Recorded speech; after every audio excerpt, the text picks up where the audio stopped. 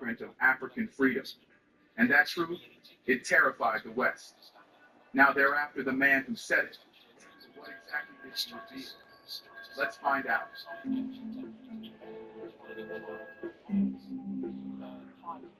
When you look at the world map, you'll see borders shift, governments fall, economies collapse and rebuild.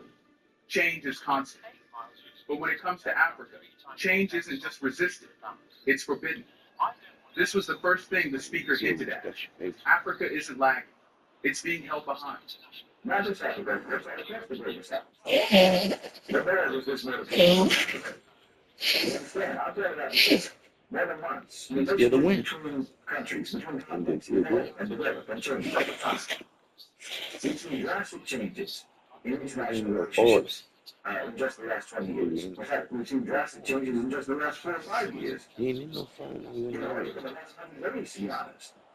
But the best relationship with Africa has remained essentially the same for 1,000 years. Subjugation and extraction, and pillage. So for November, improvement, it was the 1960s, but for the rest, it was from the 1860s, the 1760s, the 1660s. For the rest, Africa was frozen in time, and they kept it frozen in time by violence. They kept it frozen in time by violence, by assassination, by coup, by invasion, and by hostage governments and collaborators. They kept it frozen in time by predatory lending, by neoliberal policy coercion, by manufactured debt and abusive trade policies. You know, when you catch them servers, they send consultants. So all those great leaders were ahead of their time. The West stopped time in Africa. And understand this, when you arrest the forward movement of a people, when you stop them in time like that, you're not just leaving their left. The term he used, frozen in time, wasn't poetic exaggeration. It was forensic. It describes how the systems that once enslaved Africa haven't disappeared. They've just gone digital, financial, and diplomatic. Yep. The chains were replaced with contracts. Yep. The whips were replaced by sanctions. Yep. The boots were replaced by advisors. Yep. And still, African nations are told what they can own, who they can buy from, which friends they're allowed to have, and what's acceptable foreign policy. Everything on Even nothing. aid comes with a script, written in Paris, edited in Brussels, signed in Washington. Every deal has a leash. Every loan has a trapdoor. This is what the man meant when he said, they've stopped time in Africa.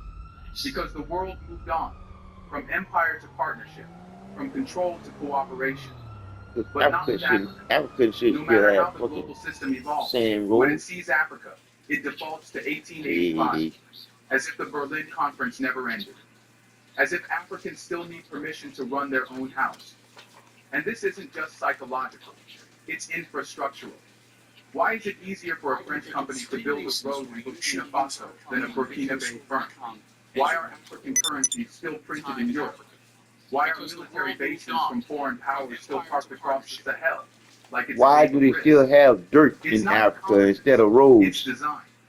Even when African nations try to pivot, whether to China, Russia, BRICS, or each other, the response is immediate. Warning, threats, instability, and sometimes coups. Every attempt to walk away from the old order is punished like betrayal, because in their eyes, Africa is not a partner, it's property. The real horror isn't that the West thinks it owns Africa, it's that it never stopped acting like it did. And the man who dared to say this out loud, he didn't just critique foreign powers, he accused them of freezing a continent's future, not by brute force, but by creating the illusion of sovereignty while pulling every string behind the curtain. And that brings us to the psychological war designed to make Africans doubt even the idea of freedom. Once you trap a body, the next step is to break the mind. Yep. And that's exactly what was done to Africa. See, freezing Africa in place wasn't just about controlling its borders, its resources, or its leadership. It was about something far more dangerous, controlling its imagination. We're robbing them of possibility. We're burying generations that have not even been born yet under the rubber of your exploitation. Because what could have been created, what could have been discovered, what could have been achieved, but never gets a chance to exist. The mind of Thomas Sankara, the determination of Patrice Lumumba, the vision of Nkrumah, these are not anomalies. They're the man natural, healthy state of a decolonized mind. Of a liberated All mind believers are driven by liars. people. That's the reason why a believer The can't handle the truth. Africa would have been, should have been, and inshallah, that still will be. But the West systematically crushed the conditions necessary even for normalcy to flourish. You see, we don't just kill the leaders. When you kill the leaders, or when you overthrow the leaders, you steal the future that those leaders could build. You know, that's what Allah said in the Quran, that when you kill one person unjustly, it's as if you killed all of mankind. Well, that isn't just metaphorically true. In the case of the leaders that the West has destroyed in Africa, they also destroyed millions of lives along with them. Millions of living and unborn lives have been destroyed in terms of their hopes, their activities, their rights, their freedom, their independence, their sovereignty. But you can trace the carnage going on right now in the Congo today, all the way back to the assassination of Patrice Lumumba. They assassinated the idea, they assassinated the man who represents the idea, so that future generations will look back and go, well, you know, they tried and they failed, so we better not bother. It's psychological warfare across time. This man didn't just expose political manipulation. He exposed the lie that sits quietly in African classrooms, boardrooms, and news reports, that true freedom is either unrealistic, dangerous, or simply laughable. This is what makes neocolonialism so vicious. It doesn't always arrive with a gun.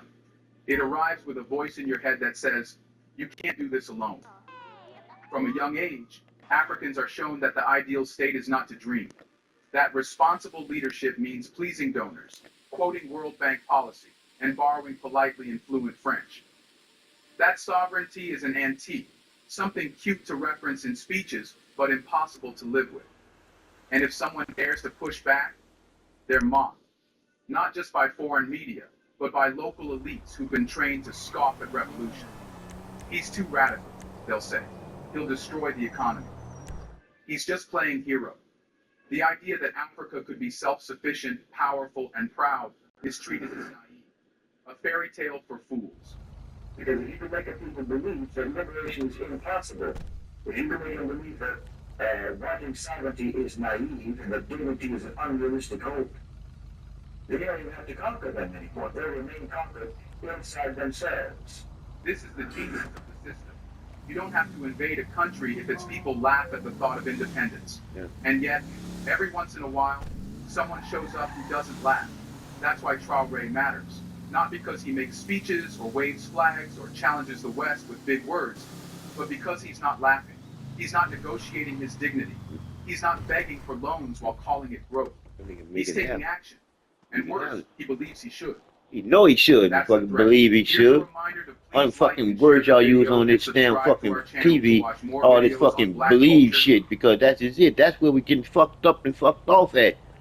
Believe is really lie. Because you ain't supposed to believe shit in order to be responsible. In order to be responsible, in order is a need to know. That's the reason why we got so many people in prison right now that didn't do what they was believed to be done. They didn't do. Somebody get to easily use that fucked up ass word believe and end up sentencing somebody for fucking time in jail for nothing.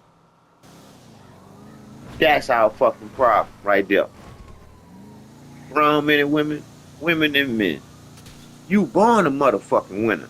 You naturally supposed to know better than to be believing shit, understanding shit, having faith in shit, or hoping. You supposed to know better. To know that you'll never know it all, but you need to be thinking about it all to be fucking responsible. It's like, wow. Wow. Wow.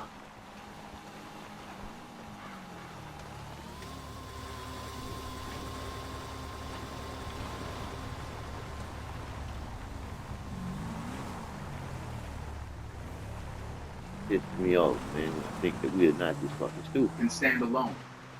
Once in a while, history allows one or two people to see the full machinery, to understand not just the oppression, but the architecture behind it.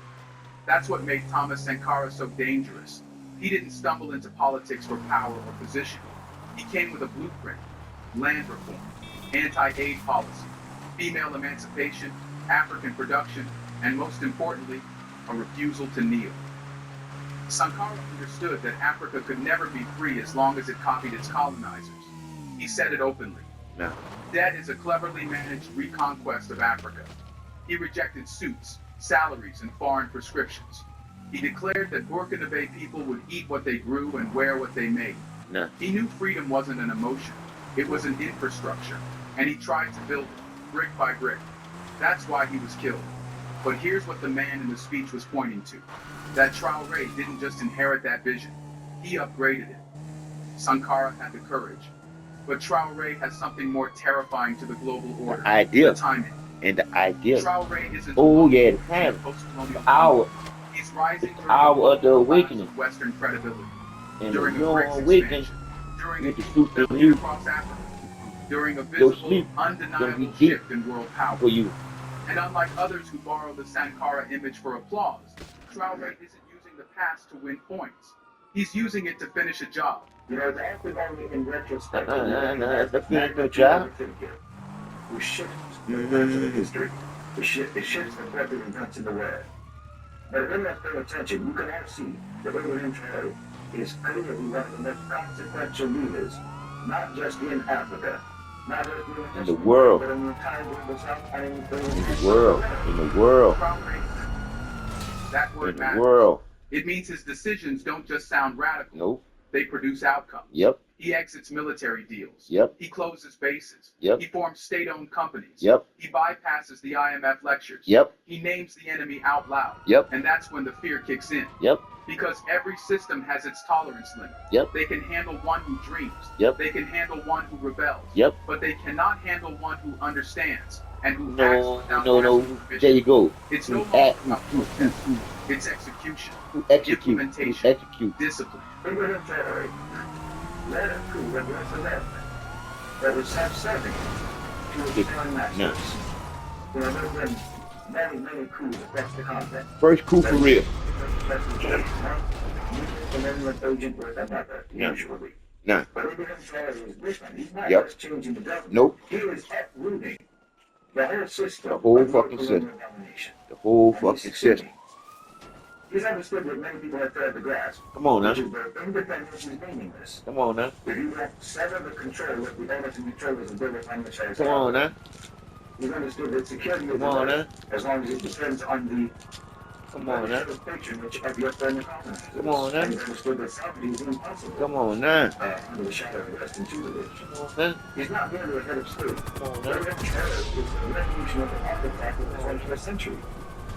He was forged in the reality of Western-backed insurgency and Western economic warfare and propaganda. Because, you know, today the fight for freedom is not just waged by armies anymore, but by narratives, Okay. and by research policies, and by alliances, and by collective sovereignty. Traoré made the choice to look towards Russia and Turkey. That was other new centers of power in the multipolar world. That's strategic. Not because they're perfect allies, but because he recognizes the necessity of breaking the Western stranglehold on Burkina Faso. This is pragmatism in service of principle. This is the methodology of the nation. It's engagement without submission, cooperation without subjugation. It's trade-offs without selling out. Rest understands crucially that Africa's liberation cannot be rented from outside. It has to be the reclamation of Africa's own land. His moves to exert control of Burkina Faso's border, building indigenous defense capacity and food sovereignty, these aren't just political decisions. These are acts of civilizational self-respect. It's a declaration that Africa's children will no longer be bled dry for the enrichment of Western imperial capital. We see Ibrahim Traoré as a brother, not simply because of his faith, but also because of his fight. Because he embodies the So you spirit. ain't supposed to have no fucking faith. You're supposed to have fucking wisdom. Justice, even if it is against your own selves, even if it is against those who have power, and even if it is against the odds. Burkina Faso isn't just a background state for the Burkinabe people. Traoré isn't begging for it. He's building a new house. Yep. But is it hard to end Traoré like Sankara? The easiest way to kill a dangerous leader's credibility is to shove them into a box they never built. Yep. He's just another religious radical. Nope. Or he's pushing ethnic supremacy. Or he's hiding behind identity. Traoré made a subtle but vital distinction. He doesn't use his religion to get support. He's a Muslim, but he's an African leader. Just because Ibrahim Traoré doesn't wear his religion on his sleeve, and just because he doesn't doctor signal, all the time like some so-called Islamist, you think we're going to claim him as part of Ummah? We don't need to say that he's a Muslim leader, but he is a Muslim leader. He's an African leader who's a Muslim. And I'm sorry to tell you, that's not a throwaway line. It's a precision strike. Because for decades, African resistance has been miscategorized on purpose as religious rebellion. When leaders challenge Western authority, the narrative becomes they're Islamists, or they're Christian insurgents, or they're tribal warlords. The goal is simple: reduce political resistance to emotional chaos. That way it's easier to bomb it, sanction it, or dismiss it. But Traoré doesn't play that game. He prays, but doesn't preach. He governs for all, not for a sect. He doesn't ask for loyalty based on faith. He earns it through results. And that is deeply unsettling to those who rely on division as a weapon. Because if he were playing the religious card, the West would have its script ready. They'd call him an insurgent, paint him as the next threat to stability, and send troops to contain him. But they can't because there's no sermon, no fanatical rhetoric, no appeal to divine destiny, just leadership. This is dangerous for the old system because it robs them of their favorite excuse. We're fighting insurgency. In truth, they're not fighting insurgency. They're fighting for independence. But it's hard to say that out loud. It's easier to hide behind the language of counterinsurgency until someone like Traoré ruins the cover. He's fighting an actual insurgency in the Sahel without foreign military command. He's winning trust without religious slogans. He's uniting a nation without leaning on identity politics. He's proving that competence, not chaos, is the future of Africa. Dismissing him as just another angry figure waving a flag is no longer possible. He's not promising paradise. He's building a state. And when someone this calm, this rational, this rooted starts shaking the empire panics. But no matter what they do, it's the front line of the global struggle for liberation.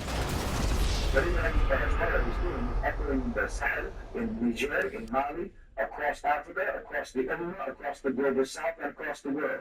Every piece around the world, and to Burkina Faso and to Ibrahim Traoré, I say liberation looks like it's actually possible.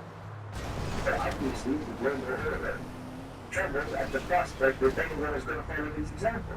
They're afraid of his courage and his clarity and his defiance in the face of Western power and Western threats, and they should be afraid of that. They should tremble because they know the jig is up. But you never when they get scared, they get dangerous, and Ibrahim Traoré is under severe threats. They've already did something like 20 attempts on his life since coming to power.